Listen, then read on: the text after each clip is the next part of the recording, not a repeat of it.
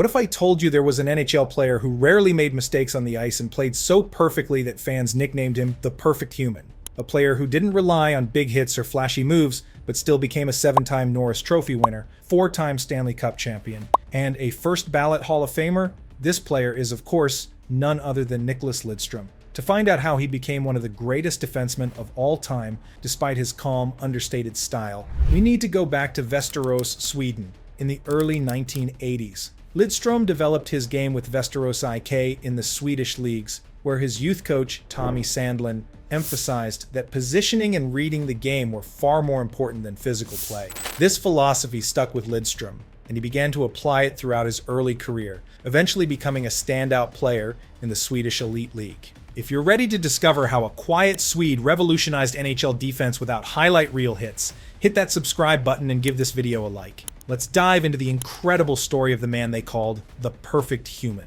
Although many NHL scouts were not impressed by his lack of physicality, they saw a slim, 6 feet 1 inch Swedish defenseman who didn't throw big hits and didn't think much of him, except for Detroit Red Wings European scout Christer Rockström, who said, "This kid might not be the flashiest player, but his hockey IQ is off the charts. He never seems to make a mistake." Rockström convinced the Red Wings to take a chance on Lidström in the 3rd round of the 1989 draft. And sure enough, once they were on the clock with the 53rd pick, Lidström became a member of the Detroit organization. This was a big moment for him, as he always dreamed of playing against the world's best players in the NHL. But at 19 years old, there was still a long journey ahead to make it across the ocean. Lidström spent another year developing in Sweden before making the life-changing move to Detroit in 1991. When he first arrived in Michigan, everything was different. The smaller ice surface, the more physical style of play, the language, and the culture. Despite being a standout in the Swedish leagues, Lidström faced a tough adjustment period in his first NHL training camp. He struggled with the tighter checking and faster pace of the North American game. Some veterans even targeted the soft European in practice, trying to intimidate the rookie. The biggest challenge wasn't just on the ice, it was the loneliness of being thousands of miles from home. Lidström lived alone in a small apartment near the arena and barely spoke English. There were times when he questioned if he had made the right decision coming to America. The first few months were really tough, Lidström later recalled. "I was trying to learn the language, adjust to a new style of hockey, and live on my own in a strange country. I called home almost every day, but my father reminded me that this was the opportunity I had worked for my whole life." Red Wings captain Steve Yzerman saw something special in the quiet Swede and took him under his wing. Yzerman invited Lidström for dinners with his family and showed him around Detroit. With this support system, Lidström gradually found his footing. By mid-season, something clicked. Lidström stopped trying to play like North American defensemen and returned to his positioning-first approach. Suddenly, what looked like a weakness became his strength. His calm decision-making and perfect positioning made him nearly impossible to beat. His +36 rating as a rookie led all first-year players and earned him a spot on the NHL All-Rookie team.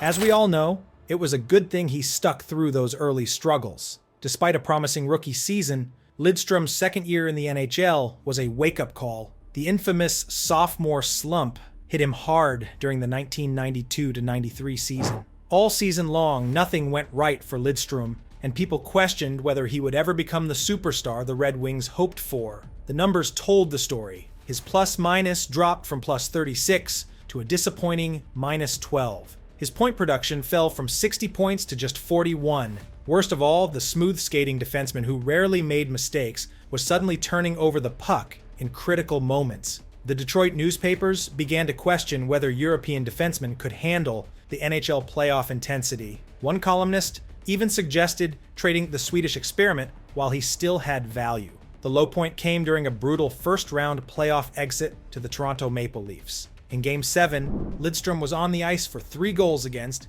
including the series winner. Walking off the ice as the Toronto fans celebrated was the most humiliating moment of his career.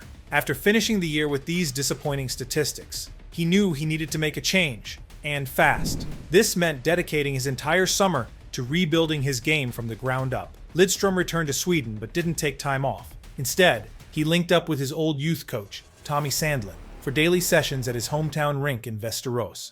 Nick showed up the day after he flew home, Sandlin later recalled. He brought a notebook full of plays where he'd made mistakes He was obsessed with fixing every weakness in his game. Together, they analyzed every error from that disappointing season. Lidström realized he had been trying to do too much, trying to play the way North American fans expected. More hitting, more risk-taking, more flash. It was then he truly realized that his strength wasn't in trying to be someone else, but in perfecting his own unique style. While other defensemen relied on big hits or spectacular rushes, Lidström would focus on what he did best: perfect positioning, stick work, and hockey intelligence. "I stopped worrying about what others thought a defenseman should be," Lidström explained years later. "I accepted that I wasn't going to crush guys through the boards or fight. I realized I could control games in a different way, by never being out of position, by making the simple play every time, by thinking 2 steps ahead of everyone else." He also changed his physical preparation. Lidström hired a personal trainer and focused on adding leg strength and improving his lateral quickness. He gained 12 pounds of muscle that summer. When he returned to Detroit, teammates barely recognized the transformed defenseman. Whatever it may have been, it worked, and the results were immediate. In the 1993-94 season, Lidström rebounded with 56 points and a +20 rating. He played in his first NHL All-Star game and finished 4th in voting for the Norris Trophy as the league's best defenseman. Most importantly, he helped the Red Wings advance to the Western Conference Finals, further than they had been in years. Coach Scotty Bowman, known for his tough love approach, rarely praised players, but even he couldn't ignore Lidström's transformation, telling reporters, "Number 5 sees the game in slow motion when everyone else is rushing around. You can't teach what he has." It was the breakout most were expecting from Lidström. For him, it was an impressive demonstration of how, if he stayed true to his own style and approach, he could become a truly special player in the NHL. With this mindset, Lidström shifted his focus to the next season.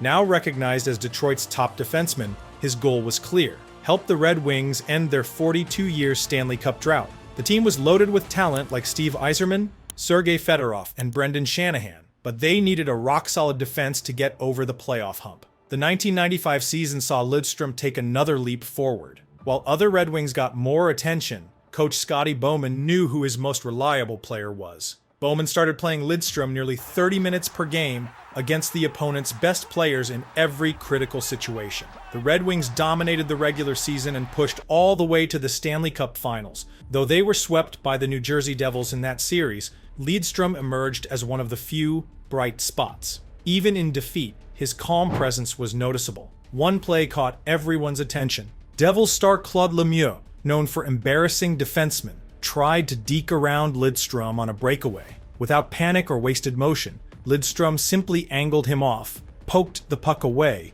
and started the rush in the opposite direction. It looked effortless.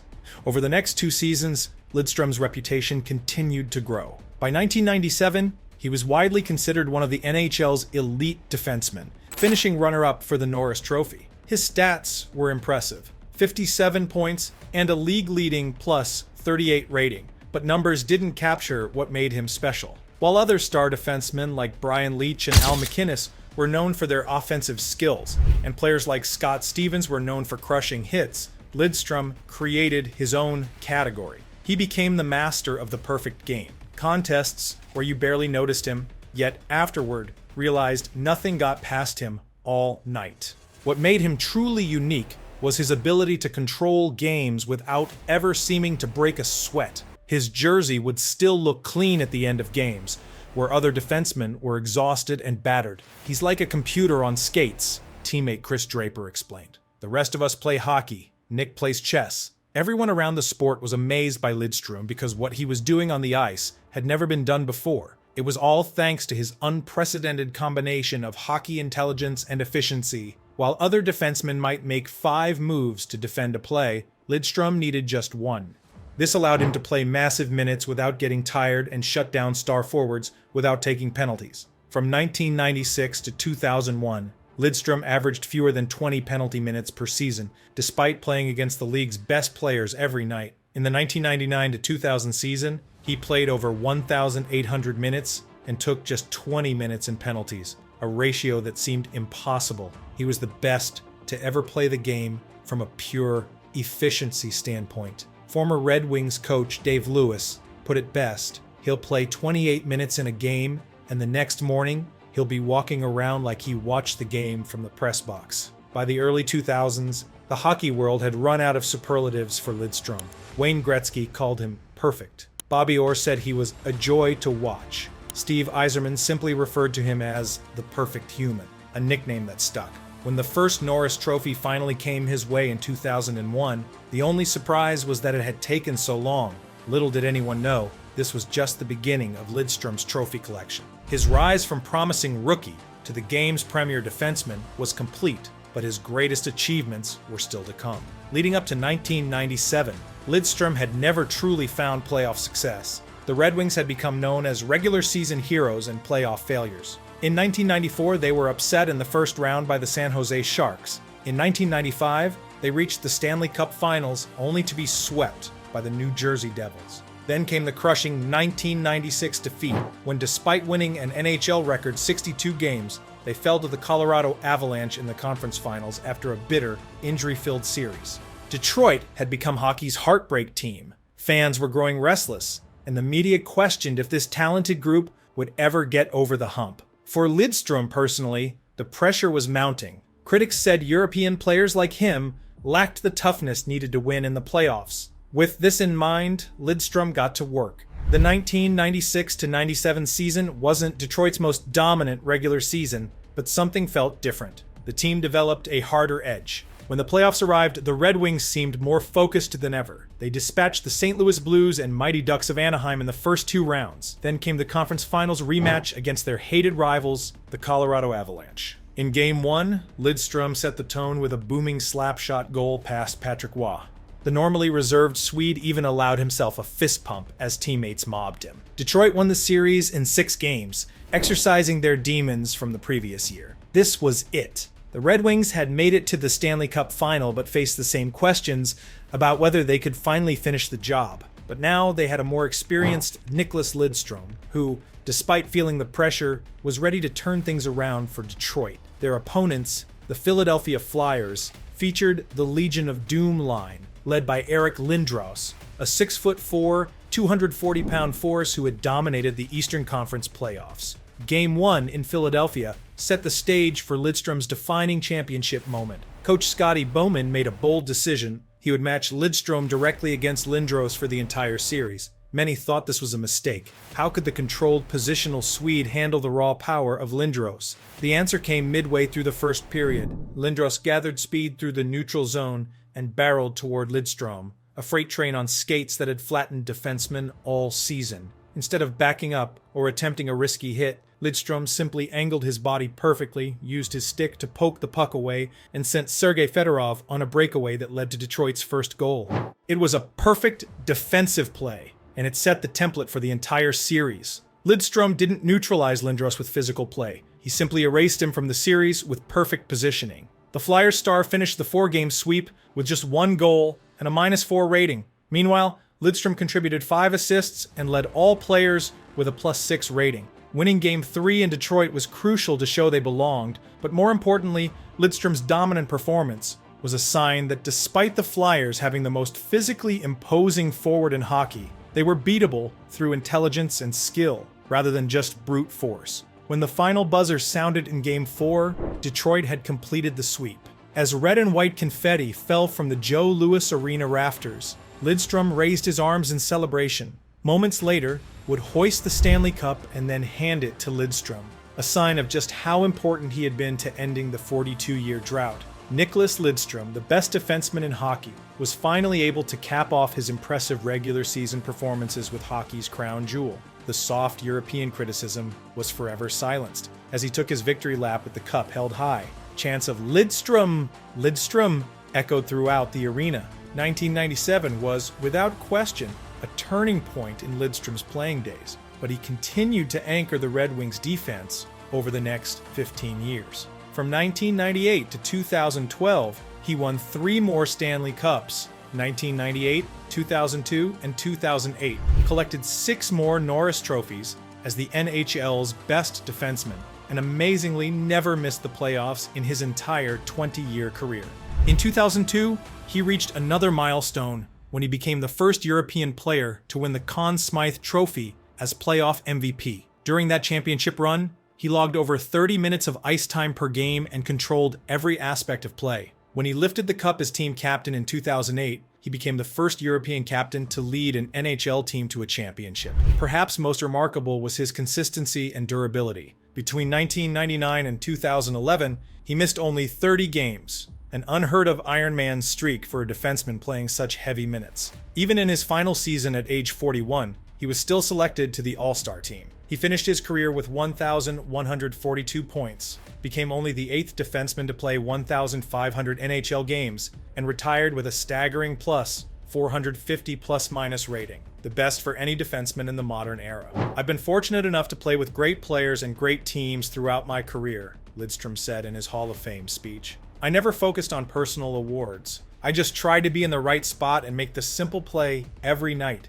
Sometimes the simple play is the hardest one to make. His impact extended beyond statistics. Lidström changed how defensemen play the game. He rarely hit opponents because he didn't need to. His stick and his brain were his weapons. He proved that thinking the game could be more effective than physical dominance. Countless young European defensemen who followed him to the NHL point to Lidström as their model. He wasn't a flashy player growing up. He struggled during his first couple of seasons in the NHL, and he even called home wanting to return to Sweden. But he stuck through it all and carved out a Hall of Fame career. Not only that, he etched his name as one of the greatest defensemen in hockey history, because whatever he did on the ice, it seemed as though he never made a mistake. When he finally retired in 2012, the hockey world understood they had witnessed something special. A player who redefined excellence through consistency rather than highlights. The Red Wings promptly retired his number 5 jersey, and in 2015, he entered the Hockey Hall of Fame in his first year of eligibility with 100% of the vote.